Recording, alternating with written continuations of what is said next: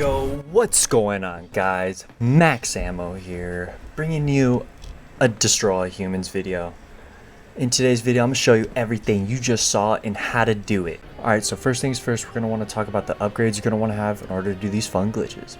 So first, we're going to want to head to your mothership. Then we're going to go to your Pogsmart. Okay, once you're in Pogsmart, you're going to want to go to the Dislocator. I know it's going to be sounding weird not to upgrade your Dislocator right away.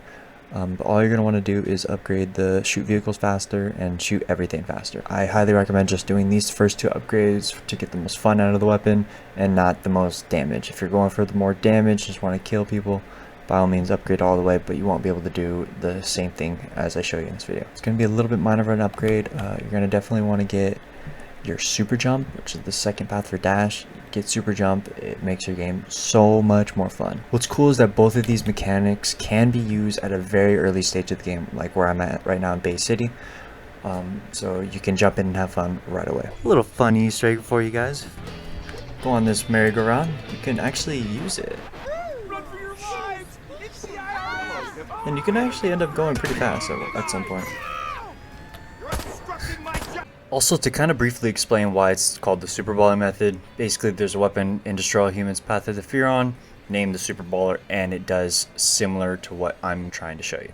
Okay, so before I get into how to do the Super Baller method, I'm going to be telling you what type of cars to be looking for. Cars like these two in front, this minivan, don't do the buggies, they're not very consistent. Trucks, also not very consistent. Any car that's kind of flat and square, like this one,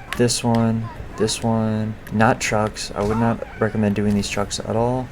These are also very good. Cop cars, very good as well. These type of cars, this even, but not trucks. Those type of cars are the ones you're going to mainly be using because they give off the best results. It is also worth noting that it isn't always consistent, okay? There is some downfalls to doing this method. It doesn't always work and does take some practice. So first what you're going to want to do is you want to fully charge it, and there's a couple ways to do it. One is to have it go straight and up and down and seeing that orange bar. That can sometimes produce a really good jump.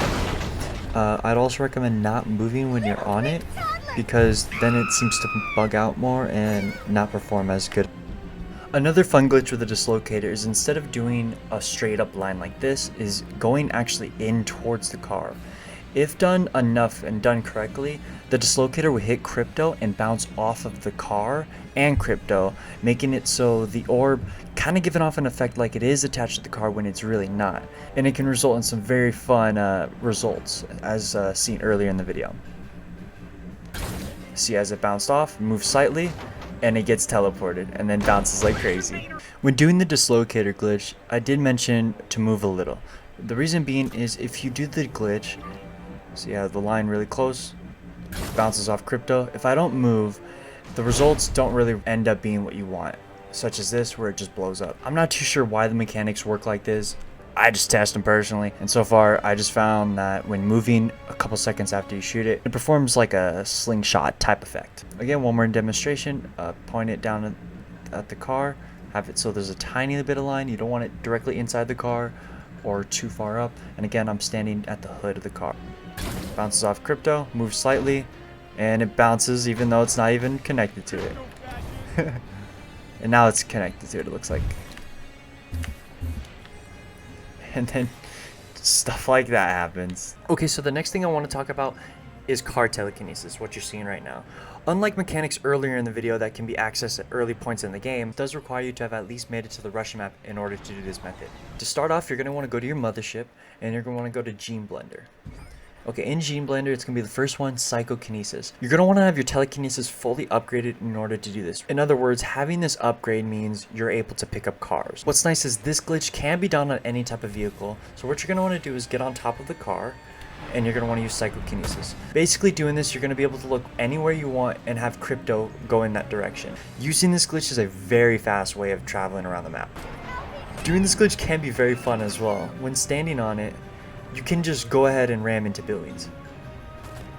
And you can just go right over them. And you don't even have to move. You'll just keep going over them, even if you're looking down. And you'll always go over them. Again, one more demonstration. Just look down at the car when you're standing on it. Hold telekinesis. And boom. You're flying. And you can also let go. And it'll just keep flying. Be advised, at the time of this recording, this next glitch I'm going to show you still works, but may not work in later patches and updates. So to start, you're going to want to go to your mothership and go to the Holopox deck. Also, shout out Just Ask Jake on YouTube, as he, I believe, was the first person to upload a video on this. So you're going to want to go to Base City, and you're going to want to go all the way down to who is Arcvoodle. Unfortunately, these mutators are only intended to replay missions, but doing this glitch will allow us to carry these over into the base game.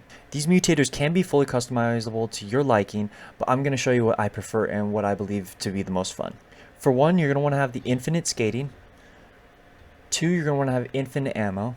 As far as the bad mutators, I recommend this one, as this one just adds the most fun, adding ghost cops. I mean, just look at them. Come on, tell me that doesn't look cool.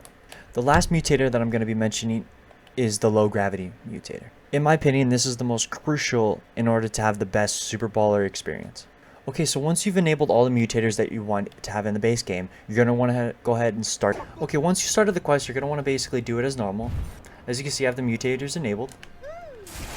Unlimited, all that good stuff. Okay, so once you've completed the quest, you're going to want to go ahead and call in your saucer. Once you call in the saucer, you're going to want to be tapping square, as you can see, and you're going to want to wait till the mission complete screen. Once this happens, you're going to want to continue holding square as it's in slow motion mode. Then once you're in this little menu, you're going to want to go to Navicom, and you want to go to Albion. You're going to want to go to a different location as soon as you see that slow-mo effect. Again, just to briefly explain, I waited for the mission to end. As it was slow-mo, I held the button to get into the saucer to then switch to a different map. If done correctly, when you move and go to any area on the map, you will now have the mutators forever equipped. It is also worth noting, if you do not like the mutators you've equipped, you can get rid of this by just replaying any of the missions. Basically what that will do is when completing any mission, it will get rid of any of the mutators that you previously enabled. Having lower gravity enabled along with these other mutators will result in the cars having much more bounce than they would without it, as you can see.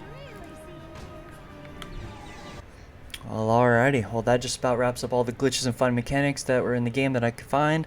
I do hope that you learned something from this video and you get to have more fun playing Destroy All Humans as much as I have. If you do have any questions, be sure to leave them in the comments below, and I'll be sure to reply to them as soon as I can.